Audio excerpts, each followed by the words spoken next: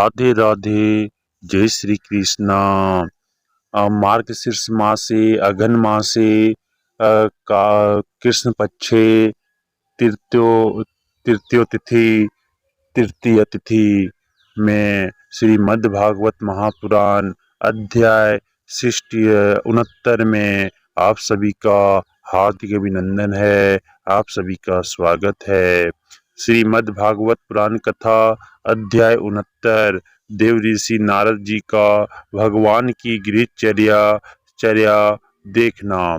श्री सुखदेव जी कहते हैं, परीक्षित, जब देव ऋषि नारद ने सुना कि भगवान श्री कृष्ण ने नरकासुर भौमासुर को मारकर अकेले ही हजारों राजकुमारियों के साथ विवाह कर लिया है, तब उनके मन में भगवान की रहन सहन देखने की बड़ी अभिलाषा हुई। वे सोचने लगे, ओहो, यह कितने आश्चर्य की बात है कि भगवान श्री कृष्ण ने एक ही शरीर से एक ही समय 16,000 महलों में अलग अलग 16,000 राजकुमारियों का पानी ग्रहण किया। देव ऋषि नारद इसी उत्सुकता से प्रेरित होकर भगवान की लीला देखने के लिए द्वारका आ पहुँचे। वहाँ के उपवन और उद्यान खिले हुए रंग बिरंगे पुष्पों से लदे वृक्षों से परिपूर्ण थे। उन पर तरह तरह के पक्षी चहक रहे थे और भोरे गुंजार कर रहे थे। 3 निर्मल जल से भरे सरोवरों में नीले, लाल और सफेद रंग के भांति भांति के कमल खिले हुए थे। कुमुद कोई और नवजात कमलों की मानो भीड़ ही लगी हुई थी। उनमें हंस और सारस कलरव कर रहे थे। द्वारकापुरी में स्फटिक मणि और चांदी के 9 लाख महल थे। वे फर्श आदि में जड़ी हुई मरकतमणि पत्रे की प्रभा से जगमगा रहे थे और उनमें सोने तथा हीरों की बहुत सी सामग्रियां शोभायमान थी। उसके राजपथ, बड़ी बड़ी सड़कें, गलियां, चौराहे और बाजार बहुत ही सुंदर सुंदर थे। घुड़साल आदि पशुओं के रहने के स्थान, सभा भवन और देव मंदिरों के कारण उसका सौंदर्य और भी चमक उठा था। उसकी सड़कों, चौक, गली और दरवाजों पर छिड़काव किया गया था। छोटी छोटी झड़ियां और बड़े बड़े झंडे जगह जगह पर फहरा रहे थे, जिनके कारण रास्तों पर धूप नहीं आ पाती थी। उसी द्वारका नगरी भगवान श्री कृष्ण का बहुत ही सुंदर अंतःपुर था। बड़े बड़े लोकपाल उसकी पूजा प्रशंसा किया करते थे। उसका निर्माण करने में विश्वकर्मा ने अपना सारा कला कौशल, सारी कारीगरी लगा दी थी। उस अंतपुर रनिवास में भगवान की रानियों के 16,000 से अधिक महल शोभायमान थे। उनमें से एक बड़े भवन में देव ऋषि नारद जी ने प्रवेश किया। उस महल में मूंगों के खंभे, वैदूर्य के उत्तम उत्तम छह तथा इंद्रनील दीवारें जगमगा रही थी और वहाँ की गच्चे भी ऐसी इंद्र नीलमणियों से बनी हुई थी, जिनकी चमक किसी प्रकार कम नहीं होती।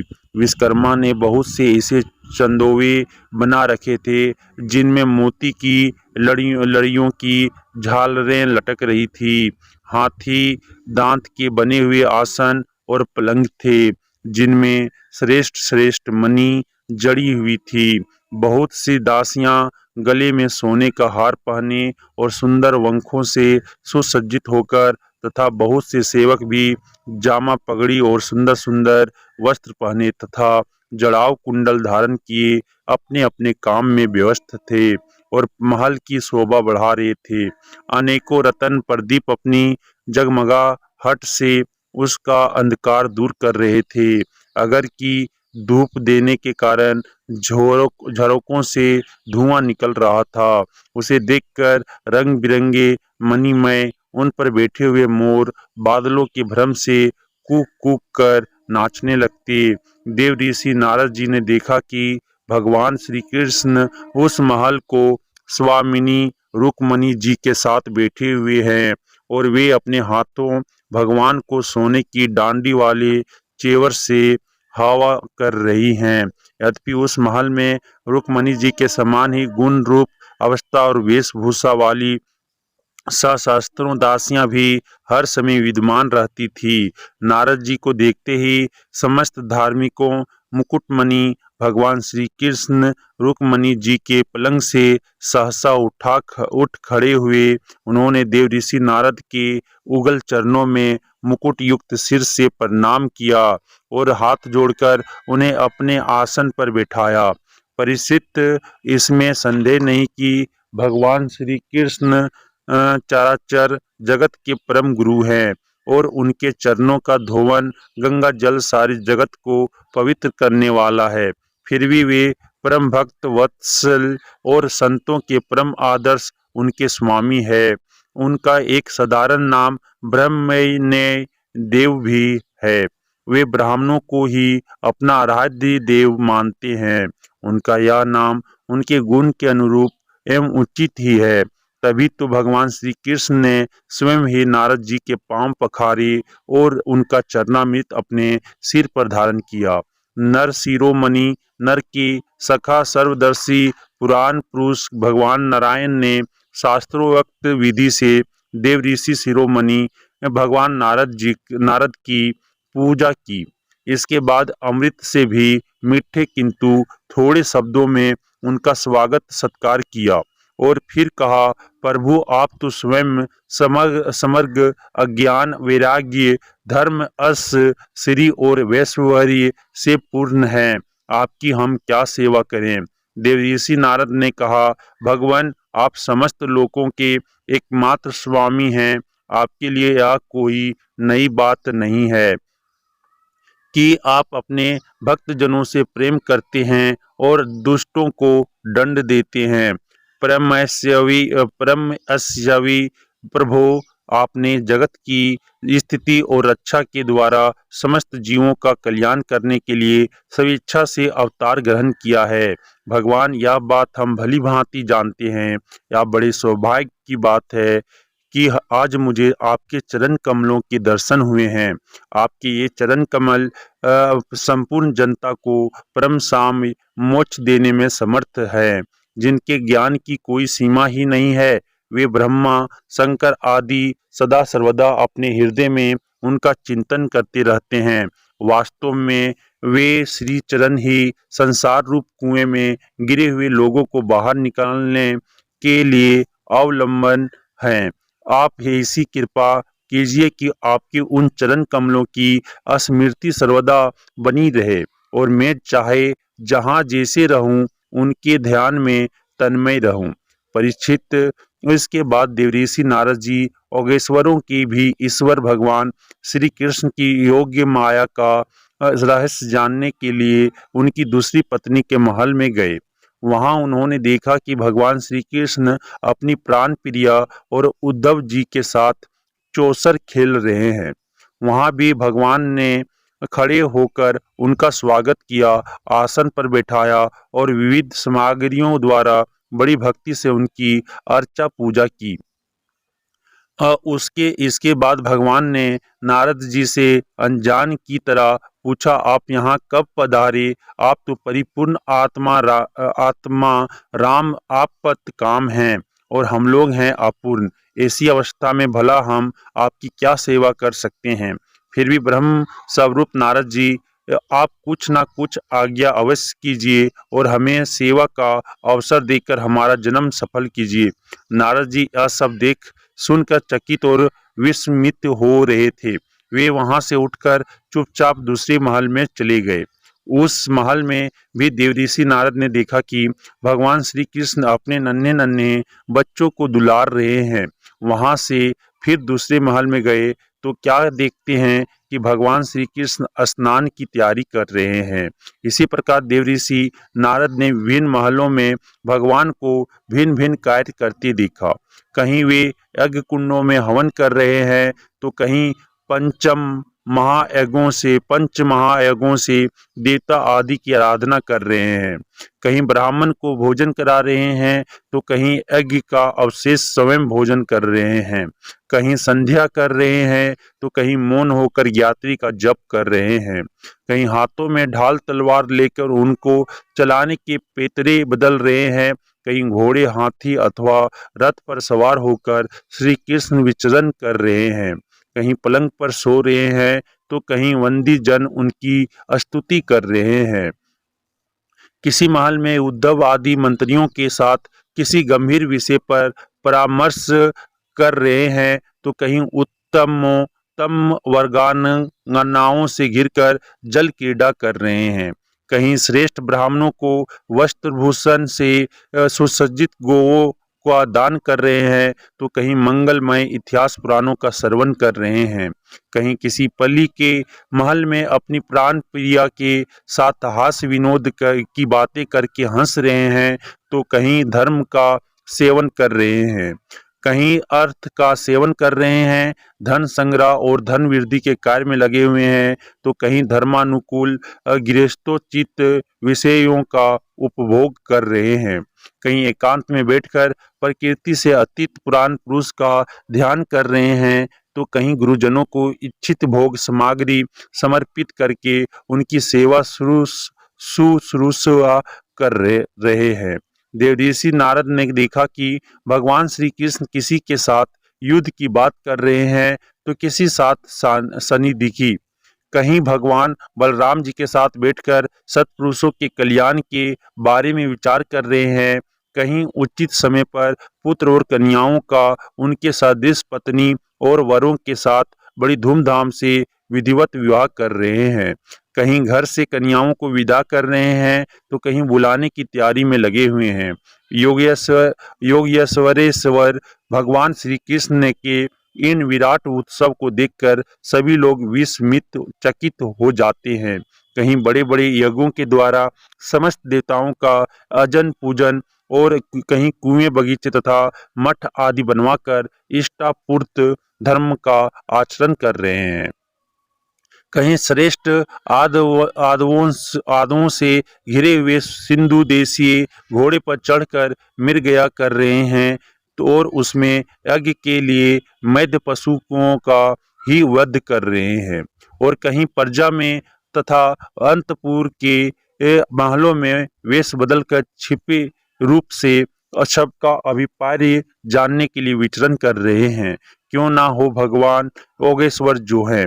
परीक्षित, इस प्रकार मनुष्य की सी लीला करते हुए हर ऋषिकेश भगवान श्री कृष्ण की और योग माया का वैभव देखकर देवऋषि नारद जी ने मुस्कुराते हुए उनसे कहा, योगेश्वर आत्मदेव, आपकी योग्य माया ब्रह्मा जी आदि बड़े बड़े मायावियों के लिए भी आगम्य है, परंतु हम आपकी योग माया का रहस्य जानते हैं, क्योंकि आपके चरण कमलों की सेवा करने से वह स्वयं ही हमारे सामने प्रकट हो गई है। देवताओं भी राधे देव भगवान 14 भुवन और आपकी सुयश से परिपूर्ण हो रहे हैं। अब मुझे आज्ञा दीजिए कि मैं आपकी त्रिभुवन पावनी लीला का गान करता हुआ उन लोकों में विचरण करूं।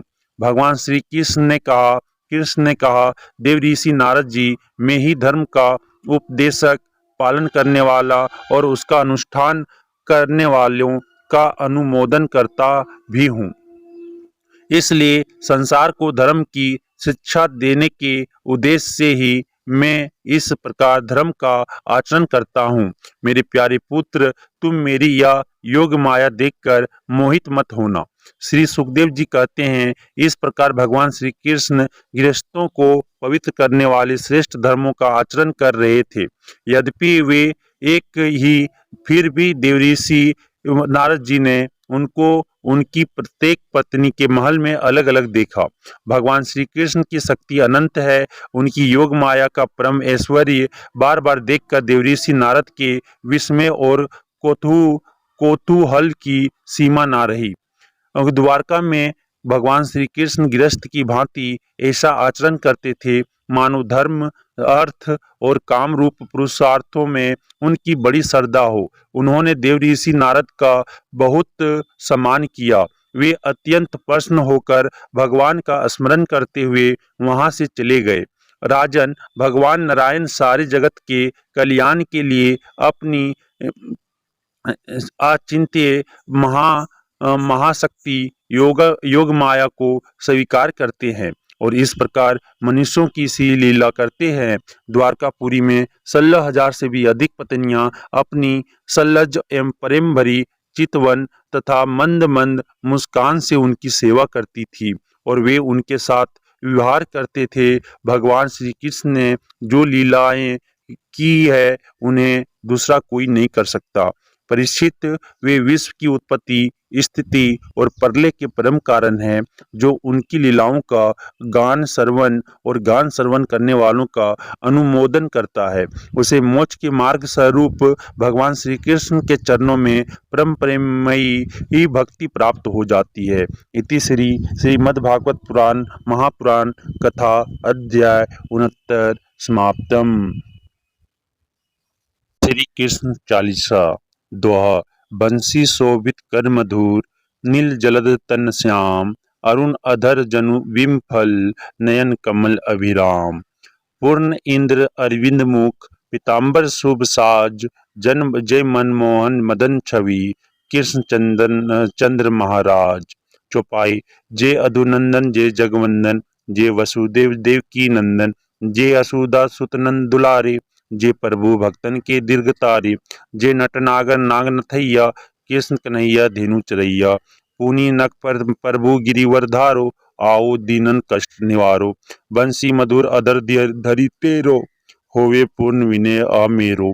आओ हरि पुनी माखन चाखो, आज लाज भारत की राखो। गोल कपोल चिबुक अरुणारे, मृदु मुस्कान मोहनी डारे। राजित राजीव नयन विशाला, मोर मुकुट वैजंती माला। कुंडल सरवन पीत पट आछे, कटी किंकिनी काछनी काछे। नील जलज सुंदर तनु ओए, छवि लखी सुर नर मुनि मन मोए। मस्तक तिलक अलक घुंघराले, आओ कृष्ण बांसुरी वाले। करी पे पान पुत नहीं तारियो, अका बका कागा सुर मारियो। मधुवन जलत अगिन जब जवाला, भेष शीतल लख तही नंदलाला। सुरपति जब वर्ज चढ़ियो रिसाई, मुसरधार वारी वर्षाई। लगत लगत वर्ज चहन बहायो, गोवर्धन नख धारी बचायो। लखी असुदा मन भरम अधिकाई, मुख मह 14 भुवन दिखाई। दुष्ट कंस अति उदम मचायो, कोटि कमल जब फूल मंगायो। नाथी कलहियहीं तब तुम लिन्हे, चरण चिन्ह दे निर्भय किन्हे। करी गोपिन संग रास विलासा, सबकी पूरन करी अभिलाषा। केतिक महा असुर संहारियो, कंस ही 21 पकड़ी दे मारियो। मात पिता की बंदी छुड़ाई, उग्रेसन काम राज दिलाई। मही से मृतक 6 सुतलायो, मातु देव की शोक मिटायो। भौमासुर मुर देत संगारी, लाए षष्ठ 10 सहस कुमारी। दे भीम ही तीर्ण चिर संगारा, जरा सिंधु राक्षस कम मारा। असुर बकासुर आदि का मारियो, भक्तन के तब कष्ट निर्वायो। दीन सुदामा के दुख तारियो, तंदुल 3 मुंट मूर्ख डारिये। इति श्री कृष्ण चालीसा समाप्तम। राधे राधे। जय श्री कृष्ण।